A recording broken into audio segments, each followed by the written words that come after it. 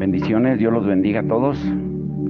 Bueno, continuamos con estos devocionales, estos estudios bíblicos tan interesantes. Y hoy vamos a estudiar los peligros de la vida espiritual. Y no hay nada que sea más importante para la vida del cristiano que el andar según el Espíritu. Y es esto lo que mantiene al cristiano en un estado espiritual constante y le libra del poder de la carne, ayudándole a obedecer siempre la ley de Dios y protegiéndole de los asaltos de Satanás. Cuando entendemos las operaciones de nuestro espíritu, debemos de andar inmediatamente según el Espíritu. Y esa es una actividad que debe de realizarse de modo continuo y en la cual no es posible descuidarse o relajarse, y más en estos días en que debemos de estar muy alertas al peligro de recibir la enseñanza, no solo del Espíritu Santo, sino para rechazar las enseñanzas de falsos maestros, como advierte el apóstol Pablo en Primera de Timoteo, capítulo 4, y en Segunda de Timoteo, capítulo 3. Y es en este mismo punto donde muchos santos han tropezado y caído. El adquirir conocimiento no es bastante, sino que debemos de aceptar también la guía del Espíritu. No solo tener el conocimiento espiritual, sino su guía. Romanos 8:14 dice que los que son guiados por el Espíritu, esos son verdaderos hijos de Dios. Y no deberíamos estar contentos simplemente con conocimiento espiritual, sino valorar a sí mismo el andar según el Espíritu.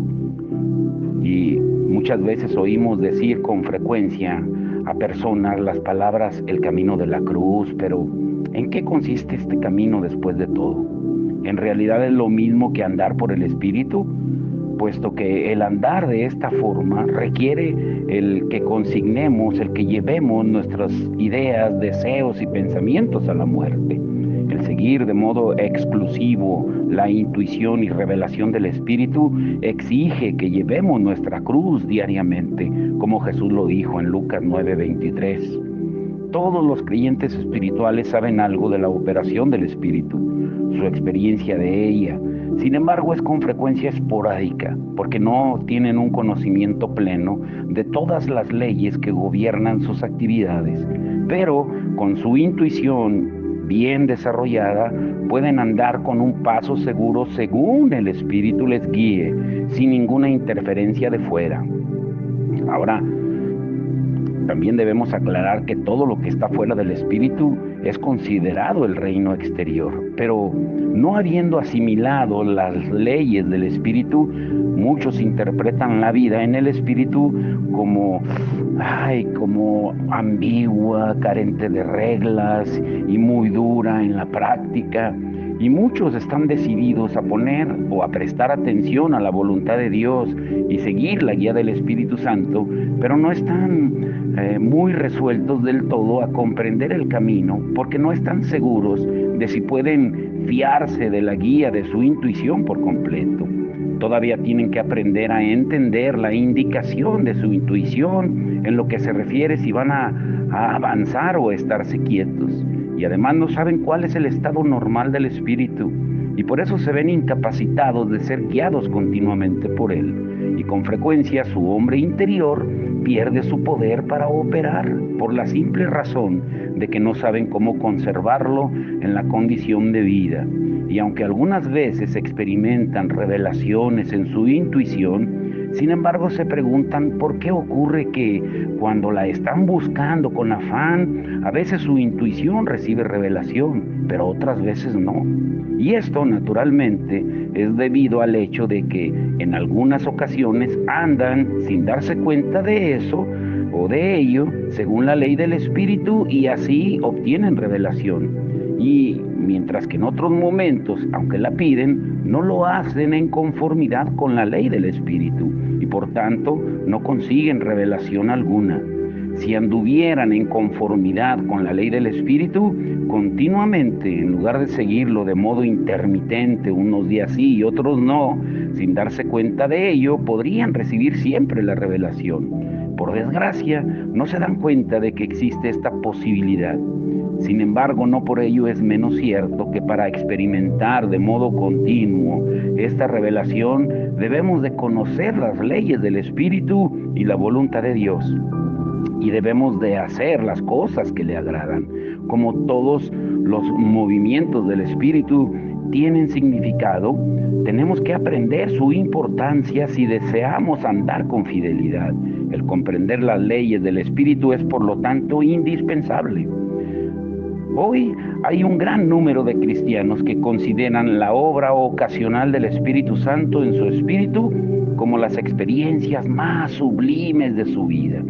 Y no esperan tener una experiencia tal diariamente porque suponen que un suceso especial así solo puede ocurrir unas pocas veces durante la vida. Si vivieran por el Espíritu en conformidad con su ley, sin embargo, descubrirían que estas son experiencias diarias, lo que ellos consideran extraordinario, algo que no se puede sostener de modo permanente, es en realidad la experiencia diaria, corriente de los creyentes. Sería extraordinario en realidad si los creyentes abandonaran esta experiencia en su vida diaria y permanecieran en las tinieblas. Supongamos que hemos recibido cierto pensamiento. ¿Podemos discernir si viene de nuestro espíritu o de nuestra alma? Algunos pensamientos arden en el espíritu, mientras otros lo hacen en el alma. Los creyentes deberían comprender en qué forma operan las distintas partes de su ser, porque de lo contrario no van a poder distinguir lo que es espiritual y de lo que es anímico. Cuando piensan, deberían conocer la fuente de su pensamiento. Al sentir, deberían ser capaces de distinguir la dirección de dónde viene este sentimiento. Y al obrar, deberían ver claro qué fuerza es la que están usando. Y solo así podemos seguir al Espíritu. Sabemos que nuestra alma nos proporciona la vivencia de captar nuestra propia conciencia o ser autoconscientes. Un aspecto de esta autoconciencia es el examen de uno mismo.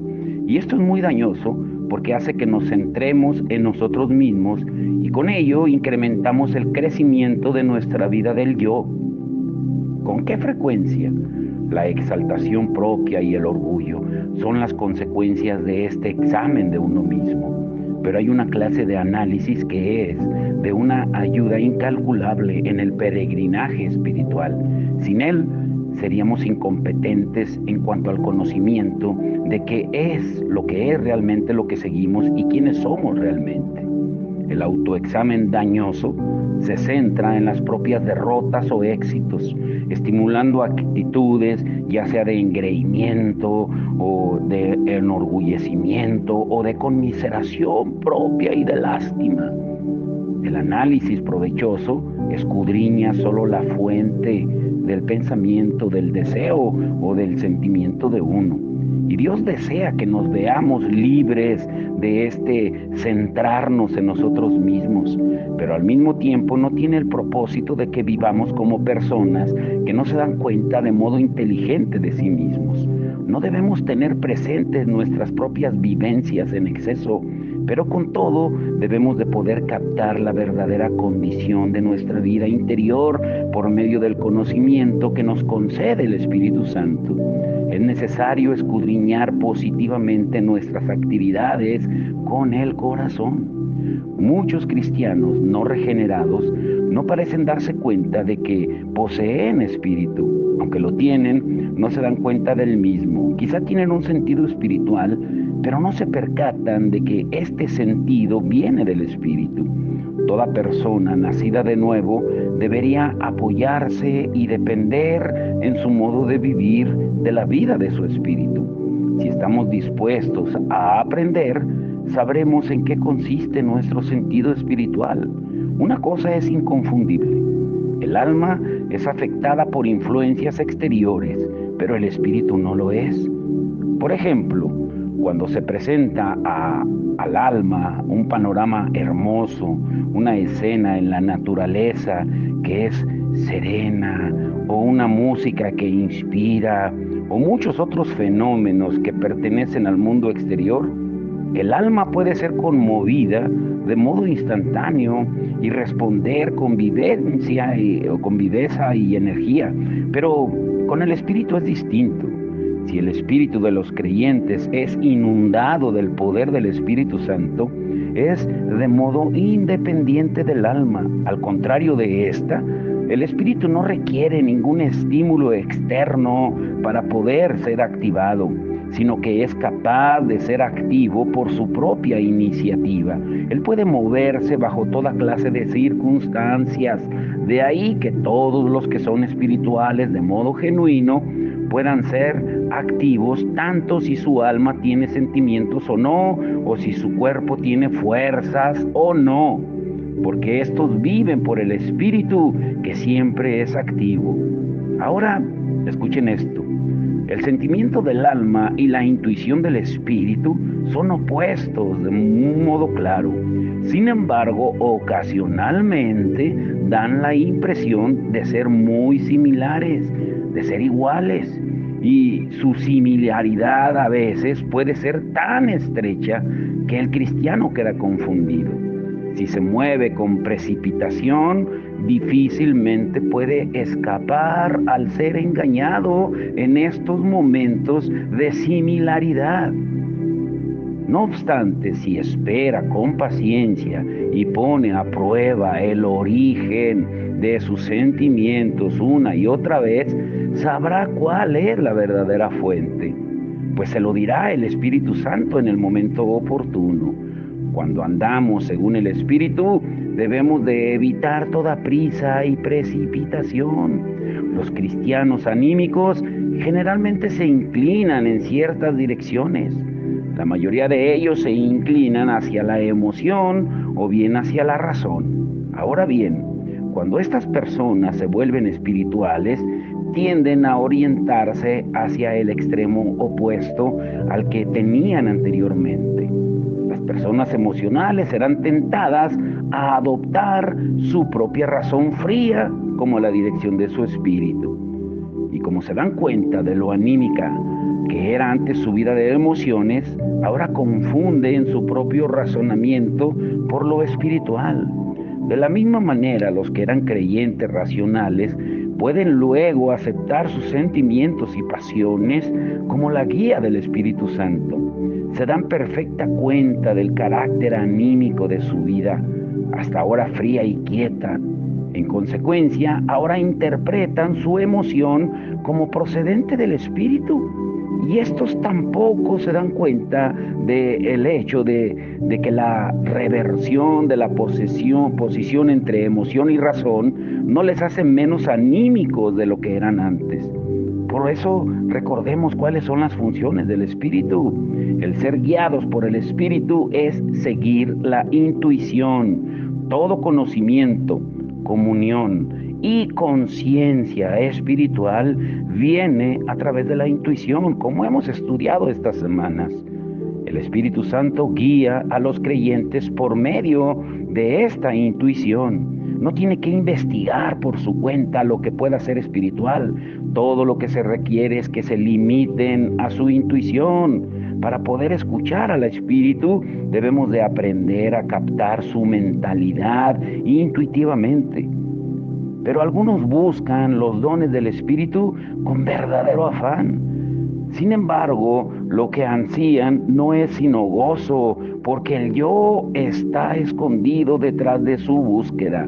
Creen que si pueden sentir el Espíritu Santo que descienda sobre ellos, o que alguna fuerza externa controle su cuerpo o hace arder su interior de pies a cabeza, eso es ser bautizados por el Espíritu. Y por más que sea cierto que el Espíritu permite a veces que las personas sientan eso, es muy perjudicial que los hombres busquen el Espíritu por medio de la emoción, porque eso no solo estimula su vida anímica del alma, sino que también puede invocar los fraudes del enemigo. Lo que es realmente valioso delante de Dios no es que sintamos emocionalmente la presencia del Señor o en qué forma incluso sentimos nosotros amor hacia Él. Más bien es la forma en que seguimos al Espíritu Santo y vivimos en conformidad con lo que Él ha revelado a nuestro espíritu. Con frecuencia encontramos a personas de esta clase que han sido bautizadas en el Espíritu, pero continúan viviendo su vida natural y no según el Espíritu, porque no tienen intuición sensible para discernir las cuestiones del mundo espiritual. No es la emoción lo que resulta valioso delante de Dios, sino la comunión con el Señor en el Espíritu. Por medio de nuestra larga discusión de las funciones del Espíritu según son descritas en la Biblia, podemos comprender ahora que el Espíritu puede ser tan apasionado como la emoción y tan frío como la razón. Solamente los que tienen experiencia en el Señor pueden distinguir lo que es del Espíritu y lo que es del alma. Los que procuran explicar por medio de razones el movimiento del Espíritu Santo o, como sucede con mayor frecuencia, intentan sentir su movimiento más bien que procurar conocer verdaderamente a Dios por medio de su intuición y andar en consecuencia, se entregan a una vida en la carne, permiten que su vida espiritual se hunda en el olvido. Y puede sernos útil para ver más claramente el significado de seguir la intuición del Espíritu al examinar la vida de Pablo. Cuando Dios tuvo a bien, dice en Gálatas 1:16 al 17, revelar a su Hijo en mí para que yo le predicase entre los gentiles. Y no consulté enseguida con carne y sangre, ni subí a Jerusalén a presentarme a los que eran apóstoles antes que yo, sino que fui a Arabia y volví de nuevo a Damasco. La revelación, como hemos indicado antes, es dada por Dios y es recibida en el Espíritu. Cuando el apóstol Juan recibió la revelación para que la escribiera, la aseguró en el Espíritu, en Apocalipsis 1:10. La Biblia, de modo sistemático, da testimonio de que esa revelación es algo que ocurre en el espíritu del creyente. Ahora, escuchen esto. El apóstol Pablo nos informa aquí en Gálatas 1:16 al 17 que él estaba andando por el Espíritu cuando recibió revelación en su espíritu para conocer al Señor Jesús y para ser enviado a los gentiles.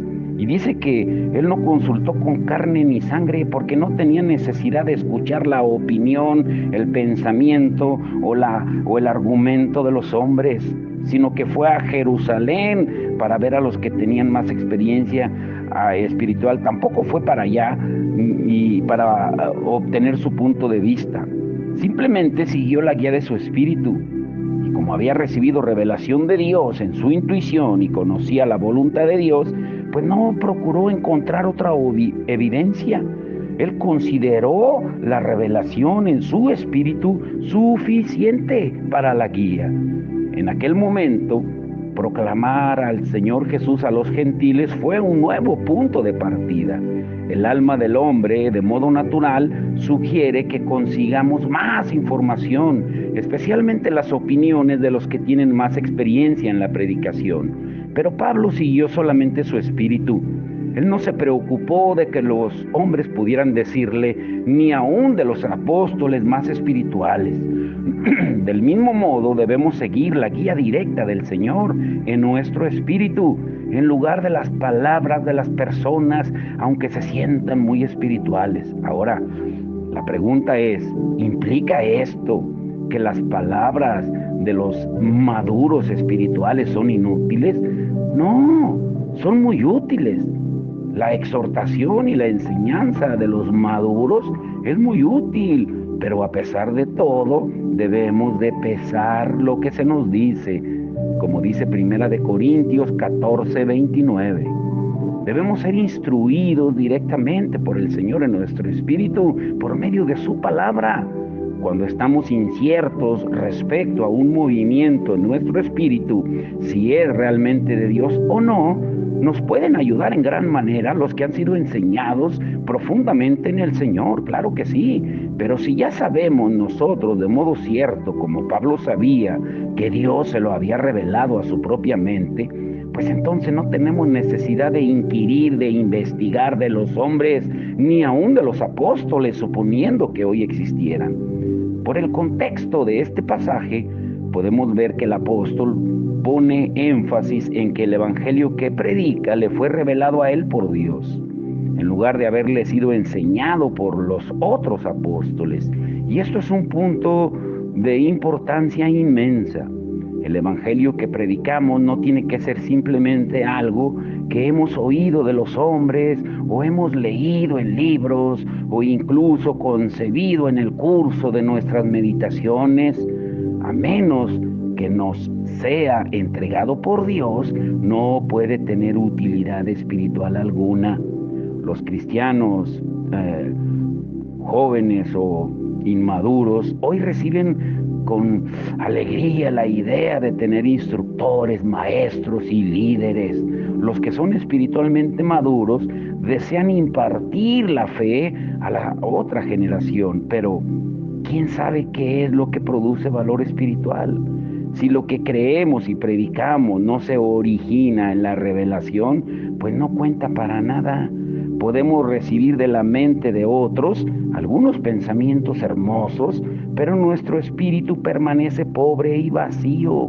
Es evidente que no tenemos que esperar recibir un nuevo evangelio, ni rebajar lo que enseñan los siervos de Dios, pero la Biblia nos instruye de modo claro a que no despreciemos el profetizar. En 1 de Tesalonicenses 5:20. Estamos simplemente poniendo énfasis en la necesidad suprema de la revelación. Sin revelación, todo lo que se ha escrito es vano. Si deseamos ser efectivos espiritualmente en la predicación, debemos inicialmente captar la verdad de Dios en nuestro espíritu. Todo lo que adquiramos, y sea la que sea la forma en que lo hagamos, si es de los hombres, no cuenta para nada espiritualmente. La revelación en el espíritu debe ocupar un gran lugar en la vida de un siervo de Cristo. Y es, en realidad, lo primero que califica a un obrero. Y esto solo capacita a uno para andar por el espíritu. Pero ¿cuántos son los obreros que confían en su propio intelecto y mente para realizar la obra espiritual? Incluso entre los creyentes más evangélicos, entre comillas, quizá no haya más aceptación de la verdad que la mental, y eso significa solo muerte. Deberíamos preguntarnos si lo que predicamos viene de la revelación de Dios o viene de los hombres. Ahora escuchen muy bien, aquí viene la parte central del mensaje. Por eso el título de hoy es Los peligros de la vida espiritual. Y número 1 son los ataques de Satanás. En vista de lo importante de nuestro espíritu, que es el punto de la comunión entre el Espíritu Santo y los creyentes, la pregunta es, ¿tenemos que sorprendernos de que Satanás se resista a que conozcamos las funciones del Espíritu por miedo de que las sigamos? El enemigo procura confinar la vida de los santos dentro del alma y apagar su espíritu, y dará muchas sensaciones físicas extrañas a los creyentes y llenará su mente de pensamientos descarriados. Y por medio de esas sensaciones y pensamientos va a intentar confundir el darse cuenta de lo que es espiritual. Y cuando están confusos, los hijos de Dios son incapaces de distinguir entre lo que es del espíritu y lo que viene del alma. Satanás reconoce bien que las victorias de los creyentes descansan en el hecho de que sepan leer su sentido espiritual. Pero ¿cuántos hay que ignoran este principio? Concentran toda su fuerza en el ataque al espíritu del creyente.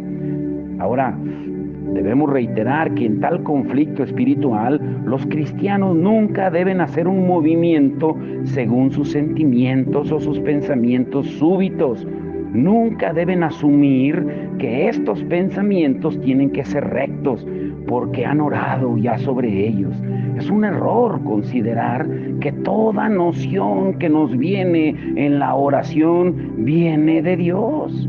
Y parece que inocentemente pensamos que la oración tiene que hacer recto lo torcido y que todo aquello por lo que hemos orado tiene que ser recto. Y es verdad, hemos procurado obtener la voluntad de Dios, pero esto no significa por necesidad que ya conozcamos esta voluntad.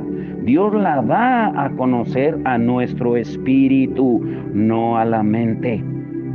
Satanás emplea medidas más radicales en contra de los creyentes que solamente el seducirlos para que vivan por el alma en lugar de seguir al espíritu.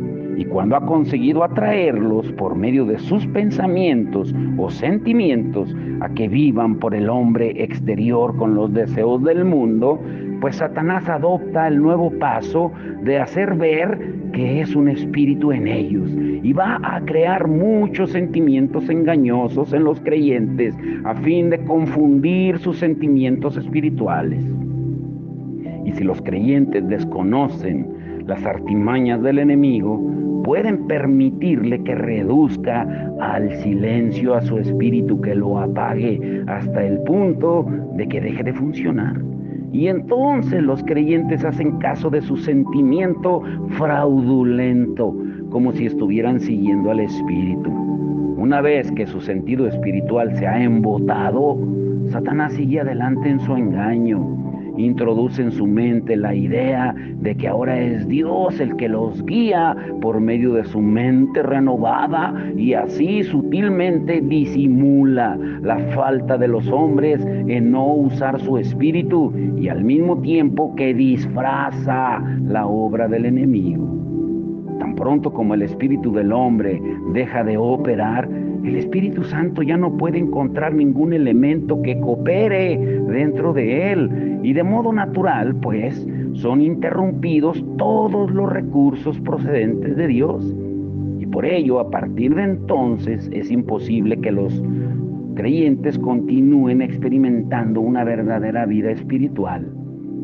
Si los cristianos son insensibles a su condición, Satanás los ataca aún de modo más implacable y puede incluso extraviarlos para que en un momento en que no sean conscientes de la presencia de Dios, piensen que están viviendo por fe o haciéndole sufrir sin causa bajo el engaño de que están sufriendo con Cristo en su espíritu.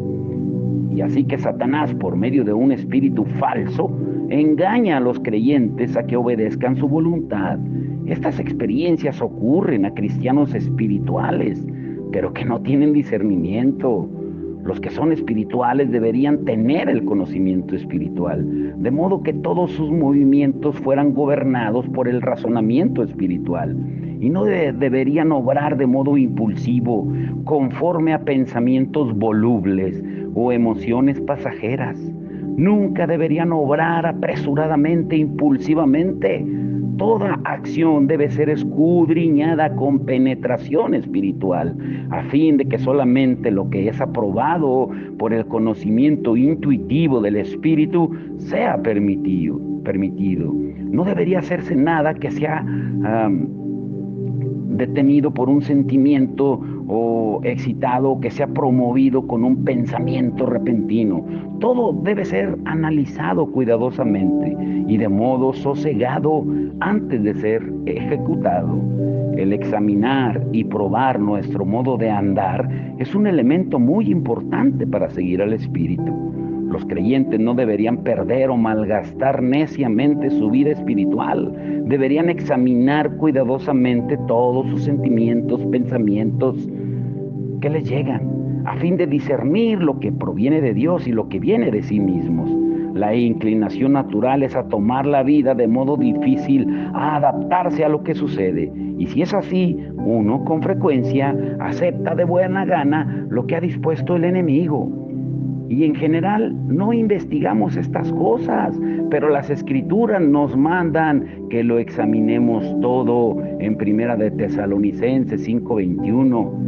Y en esto consiste la característica y la fuerza de los creyentes espirituales. Como dice Pablo en Primera de Corintios 2:13, que interpretan las verdades espirituales en un lenguaje espiritual. La palabra interpretan aquí significa en el original comparan, mezclan o juntan o determinan. El Espíritu Santo, a propósito, da a los creyentes espirituales poder para que puedan usarlo para poner a prueba todo lo que entra en su vida. De otro modo, bajo los múltiples engaños del espíritu maligno, sería muy difícil vivir. Ahora el punto número 2 es el corazón del estudio, la acusación de Satanás. Satanás tiene otro modo de atacar a quienes han puesto su corazón para seguir la intuición del espíritu. Y lo hace mediante la falsificación o representación falsa en la conciencia de uno de toda clase de acusaciones.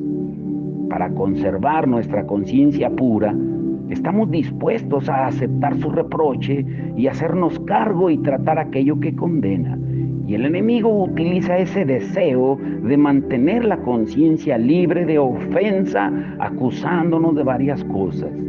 Al considerar de modo equivocado que estas acusaciones vienen de nuestra propia conciencia, muchas veces perdemos la paz interior porque procuramos hacernos cargo de todas las acusaciones falsas y de esa manera dejamos de progresar espiritualmente con confianza. Los que son espirituales deberían darse cuenta de que Satanás no solo nos acusa delante de Dios, sino delante de nosotros mismos, y lo hace para perturbarnos y hacernos pensar que deberíamos sufrir castigo debido a que hemos obrado mal. Y él aprovecha el hecho de que los hijos de Dios no pueden hacer progresos espirituales a menos que tengan el corazón lleno de confianza, y en consecuencia le introduce falsas acusaciones en la conciencia a fin de hacerles creer que han pecado. Y entonces la comunión con Dios es interrumpida. El problema de los creyentes es que no saben la manera de distinguir entre las acusaciones del espíritu maligno y el reproche de la conciencia. Muchas veces, por temor de ofender a Dios, confunden la acusación de un espíritu maligno con la censura de su conciencia.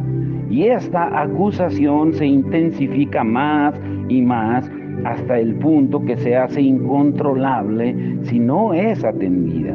Así que además de su disposición a ceder al reproche de la conciencia, los cristianos espirituales deben aprender también la manera de discernir las acusaciones del enemigo. Las cosas de que el enemigo acusa a los santos pueden ser pecados reales, pero con mayor frecuencia son solamente imaginarios. Esto es que el espíritu maligno les hace creer que han pecado. Y si ellos han pecado realmente, pues deben confesarlo inmediatamente ante Dios para derribar ese argumento, pidiéndole que los limpie con la sangre preciosa, como dice Primera de Juan 1:9. Con todo, si la voz acusadora todavía persiste, pues entonces es evidente que procede del espíritu maligno. Y aquí tenemos una cuestión de consecuencias serias. Antes de que uno sepa cómo diferenciar entre el reproche de la conciencia y la acusación del enemigo, debería preguntarse si aborrece el pecado realmente, si esto en particular es malo. ¿Estoy dispuesto a confesar mi pecado y a eliminarlo? Si deseamos seguir verdaderamente la voluntad de Dios, no habiendo hecho caso todavía de la voz acusadora, podemos tener plena confianza en el corazón de que no tenemos deseos de rebelarnos contra Dios. Entonces, habiendo decidido seguir la voluntad de Dios, deberíamos examinarnos respecto a si hemos cometido realmente este pecado o no. Debemos de aclarar más allá de toda sombra de duda si lo hemos hecho o no, porque el espíritu maligno con frecuencia nos acusa de muchas cosas no relacionadas. Y si lo hemos hecho, entonces, antes de confesarlo a Dios, primero debemos de descubrir por medio de la enseñanza de la Biblia y la guía de la intuición del Espíritu si esto es verdaderamente pecaminoso o no. De otro modo, aunque no hayamos pecado, Satanás nos hará sufrir por eso como si lo fuera. El adversario es astuto para introducir toda clase de sentimientos en los hombres. Puede hacer que se sientan felices o tristes. Puede inducir en ellos un sentimiento de culpa o de no tener ninguna en absoluto. Pero un hijo de Dios debe entender que su sentimiento no tiene por qué ser genuino y correcto cuando cree que obra mal, porque con frecuencia él cree que va bien cuando va mal. Además, es posible que no vaya mal aunque tenga este sentimiento y por lo tanto no haya base en los hechos para tenerlo. Sienta lo que sienta y crea lo que crea, debe ponerlo a prueba para estar seguro del punto en que realmente se encuentra. El Hijo de Dios debería adoptar una actitud neutral hacia toda acusación y no debería empezar a obrar hasta que se haya asegurado del origen de la misma. No debe apresurarse. Antes, al contrario, debe esperar con calma hasta tener la seguridad de si se trata realmente de un reproche del Espíritu Santo o bien es una acusación del espíritu maligno. Si se origina en el Espíritu Santo, tiene que obrar y resolver la cuestión con sinceridad y de modo franco. El esperar al presente del creyente es debido a su incertidumbre, no a su rebelión. Sin embargo, debe resistirse en absoluto a hacer toda la confesión a los hombres que sea motivada por una fuerza del exterior, porque el enemigo con frecuencia procura inducirle precisamente a eso. Ahora pongan atención para concluir. La convicción real del Espíritu Santo nos lleva a la sanidad, en tanto que el objetivo de Satanás es solamente el acusarnos. Nos acusa o hace que nos acusemos nosotros mismos. Su motivo no es otro que el hacer que los cristianos sufran. Y algunas veces, después de que uno ha aceptado la imputación del enemigo y la ha confesado debidamente, Satanás puede llenarle de una falsa paz. Y esto es un peligro serio, porque priva al creyente de toda contrición real sobre la derrota. El reproche de la conciencia cesa una vez que el pecado ha sido confesado y limpiado por la preciosa sangre de Cristo. Pero la acusación del enemigo sigue incluso después de que ya haya sido resuelta. La primera nos lleva a la sangre preciosa, la segunda nos lleva al desánimo, puesto que nos hace considerar que somos irredimibles. El propósito de Satanás es maquinar nuestra caída por medio de las acusaciones como: es que yo no puedo ser perfecto, es que yo no puedo dejar esto, es que yo no sé qué hacer, ¿de qué sirve todo intento? Nos llena de tantas cosas. Y a veces la acusación de Satanás se añade el reproche de la conciencia. El pecado es real, pero cuando ha sido tratado en conformidad con la mentalidad del Espíritu Santo, la acusación continúa porque el espíritu maligno ha añadido su acusación al reproche de la conciencia. Por lo tanto, es una cuestión de mayor importancia el que preservemos una actitud de reserva neutral hacia el pecado. No solamente ceder terreno al enemigo para que no nos acuse, sino también no ceder terreno, al enemigo para que no nos acuse, sino también aprender a diferenciar entre la reprensión del Espíritu Santo y la acusación del espíritu maligno, y aprender a distinguir lo que es exclusivamente una acusación del enemigo de lo que es una acusación mezclada con el reproche de la conciencia. Debemos de comprender de modo claro que el Espíritu Santo nunca reprende más una vez el pecado cuando ha sido limpiado, confesado por la sangre preciosa y abandonado, como dice 1 de Juan 1:9. Mañana veremos cuáles peligros adicionales existen en la vida espiritual, pero por hoy vamos a orar y pedirle al Espíritu que Él nos revele, y como decía el salmista, que Él nos revele cualquier pecado oculto que tengamos y que esté interfiriendo en nuestra vida espiritual. Por eso el título de hoy, los peligros de la vida espiritual. Padre, en el nombre de Jesús te damos gracias. Gracias por tu palabra. Gracias por lo que tú haces, Señor, en los corazones de los hombres. Gracias porque tú estás dando revelación, Señor, a tu pueblo, a través de tu palabra que ya no la has dejado escrita. Pero el enemigo, que es el padre de mentira, ha inyectado pensamientos en los creyentes para que no creamos y que no sigamos la guianza de tu Espíritu, Señor. Pero estos días, Señor, son días de liberación. Son días en que tú nos estás dando alimento sólido para nuestra alma, nuestro espíritu, para dejar de ser niños fluctuantes, llevados por cualquier viento de doctrina, para afirmarnos decididamente en tu palabra, en la guianza de tu Espíritu Santo, Señor, en el poder y la autoridad tuya, Señor. Gracias por lo que haces, Señor. Gracias por la palabra que se siembra en cada corazón cuando se sale a predicar tu palabra, Señor, cuando dejamos las cuatro paredes y cuando vamos a los lugares de necesidad como el hospital de Valle, Señor. Que todas las personas que escucharon tu mensaje, tu palabra, Señor, que la semilla dé su fruto al 30, al 60 y al 100 por uno, Señor, y que tu palabra no regrese vacía. Sigue haciendo la obra para la cual la enviaste, Señor. Gracias por esos siervos entendidos. Gracias, como dice tu palabra en Lucas 17:10, porque siervos inútiles somos, porque lo que deberíamos de hacer, eso solo hicimos.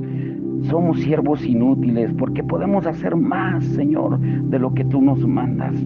Señor, ayúdanos, fortalécenos, danos de nuevo, Señor, para seguir predicando tu palabra, para estar inconformes en nuestro interior, para sentir esa pasión, esa compasión tuya, Señor, de ver el mundo que se está perdiendo, de ver cómo la maldad está aumentando, Señor, y de ver que la mies es mucha y los obreros siguen siendo pocos.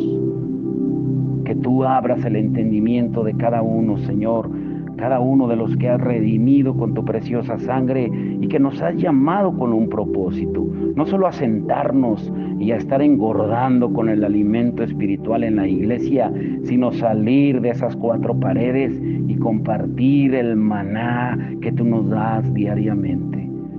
Te damos gracias por cada hermano y hermana y por cada persona que escuche tu palabra, Señor, que seas tú llegando al espíritu, al corazón de cada gente para que conozcamos la verdad y seamos verdaderamente libres. Te damos la honra y la gloria en el nombre de Jesús. Amén.